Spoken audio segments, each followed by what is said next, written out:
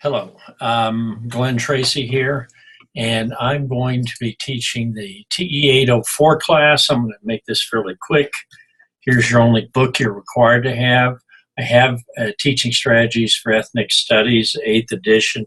It's not a new book or anything, okay, so don't get too worried about that. It talks a lot about different groups in the back, and it gives basically a kind of structure for discussing culture and multicultural curriculum in the front. As you can see, I have a lot of books around me. I have a number of books I'm going to be showing you live here on camera that will show types of materials that you can have for your classroom or for your high school library, things you can use in class. I'm assuming we have a large number of people in this class, so I'm asking you to do a culture map as your first task and to attach it by Thursday with about 4 paragraphs discussing your map, and before that a couple discussing your background. So I want to get a good idea of this, and the reason I'm asking for this on the introduction is that I'm asking all of you to skim through, and I'm not going to ask you to respond to everybody's introduction, but to respond to a few of them. But I may try to we have a large number in the class. I'm going to experiment a little bit and see if we can do some group work. A couple things that have come to mind is I have some material here I can share with you electronically, email, whatever, that deal with different people in different parts of the world, like Somalis or Sudanese in Africa, people from China or Japan. You can look up some sources, and that might be something that would interest you in terms of doing a unit. Now, this summer we have 5 weeks, and I realize we can't cover everything in 5 weeks. The theory of online 5 weeks is a little crazy. So I'm going to emphasize using a thing called Zoom. We could actually chat in groups with this if you'd like. But for now, I'm just wanted to give you an introduction to class. Some things I want to bring to mind are that we're interested in how you can inject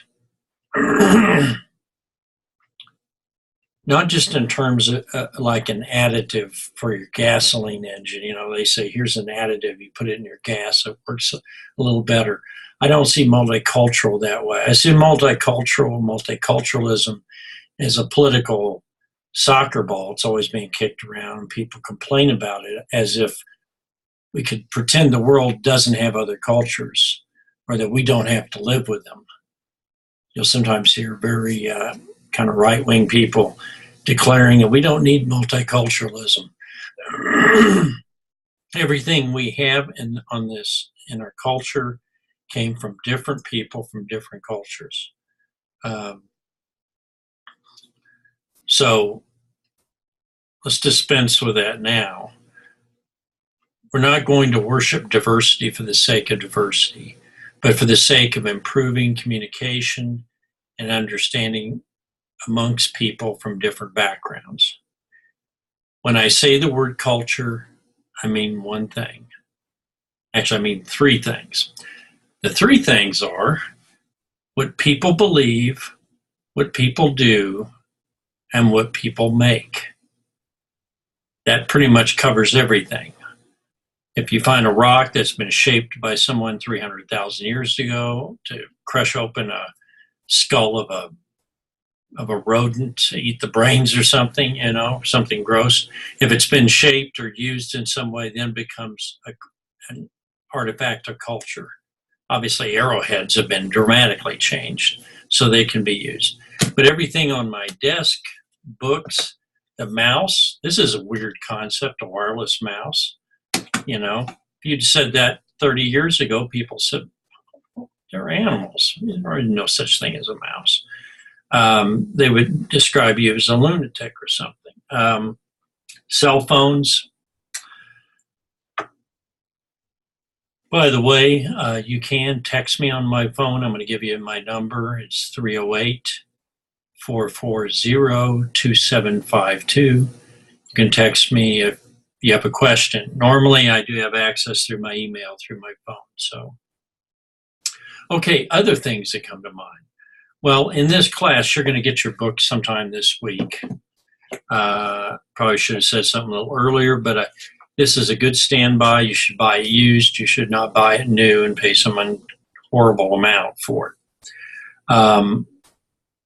Now, did I mention those items about what is culture?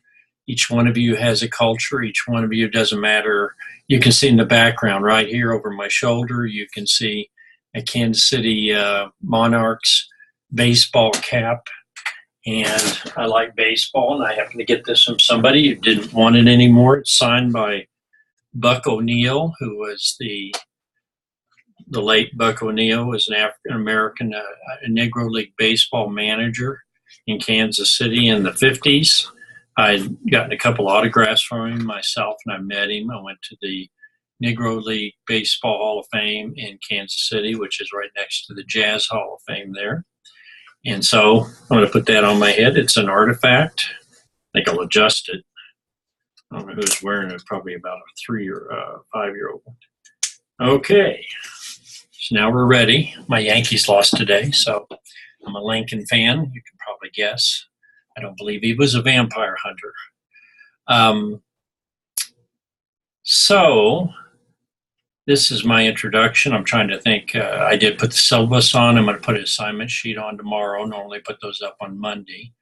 But I wanted to give you a chance to get your map up this week and start on your discussion. That's all opened up.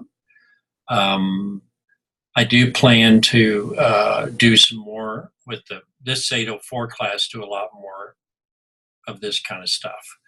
I know July is pretty busy.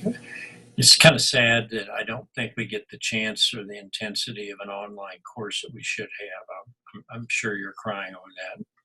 But I would like to let you know that I'm to preview some things in the future on here. I do have like vast, here's a really interesting, here's a book about, you talk about cultures you may not be aware of, Black Indians, the hidden heritage of African Americans and their children who are Indians that had slaves, or Indians that simply intermarried with African Americans.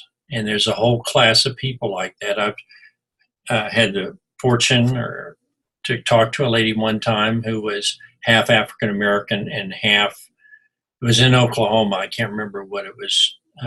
Probably Osage maybe or something, but she talked about not belonging to either culture. She was in between because she wasn't Black enough, she wasn't Indian enough, and so that's another issue. Other things that come up, I like literature, books that I will be introducing you to, and these may be a little weird or, a little odd to you. This one's not. It's Where the River Runs. It's a portrait of a refugee family, and good books like this are where good multicultural curriculum starts. And it's simply, you'll probably say, oh, this must be about, this is about Cambodians coming to New York. And I bet when people saw it, they said, oh, they're Hispanics. You know, Donald Trump's so kind to us, the statements. But that's about Cambodians. So already you would have guessed wrong if you try to guess. Here's a one called Hiroshima no Pika by Toshi Maruki.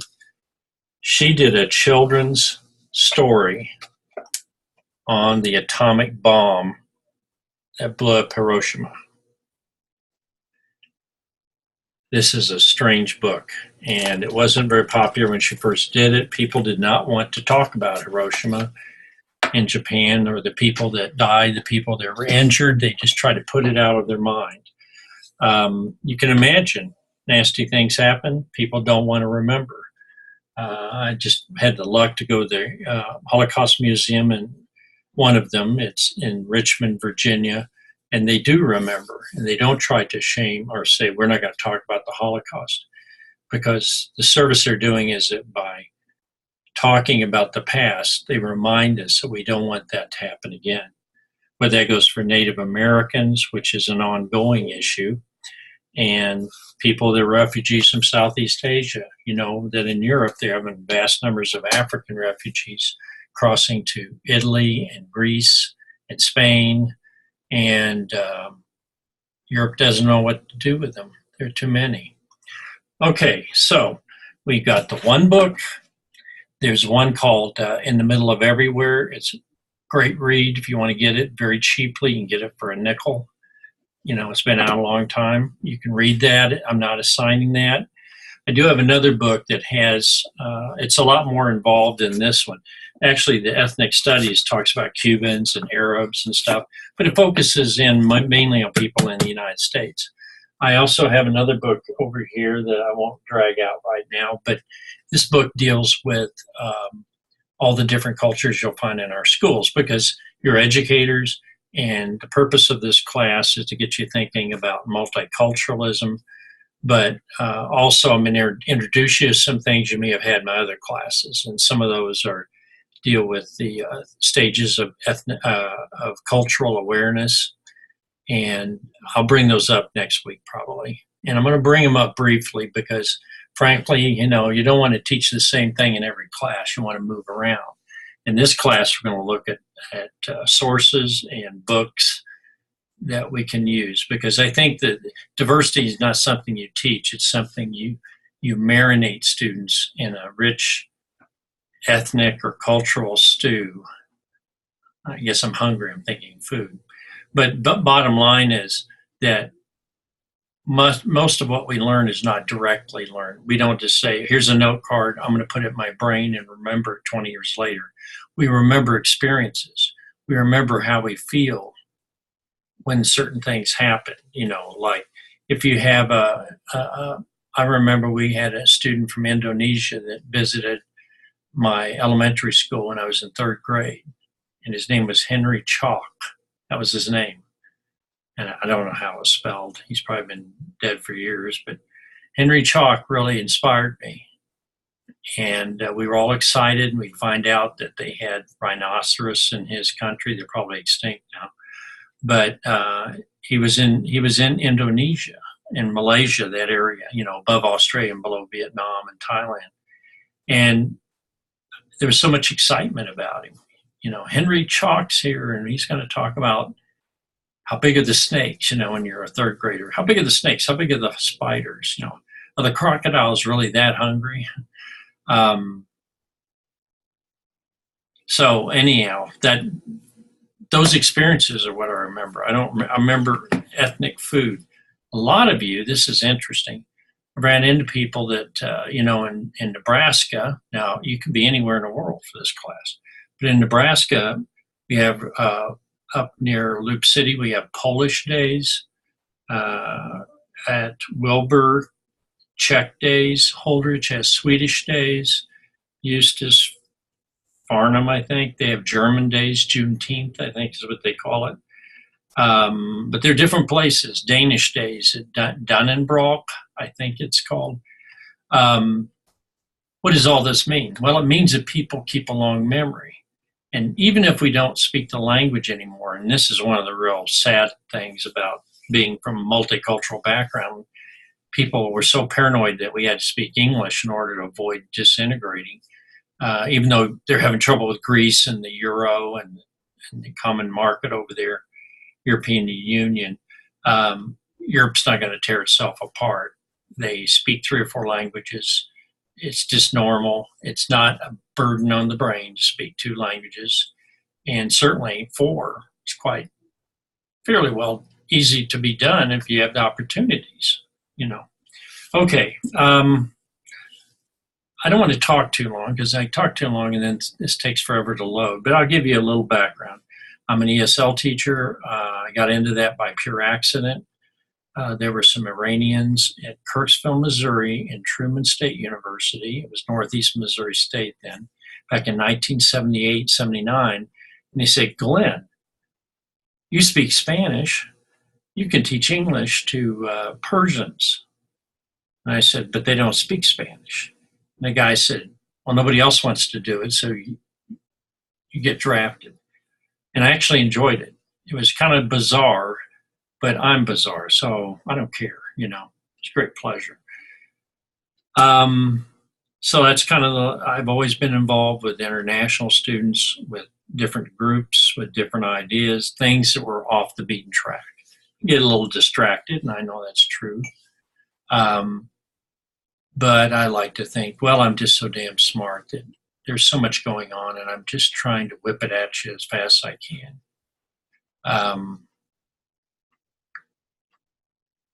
But I really enjoy this class. I think it'll be cool. And I'm going to try some things that are a little off the wall.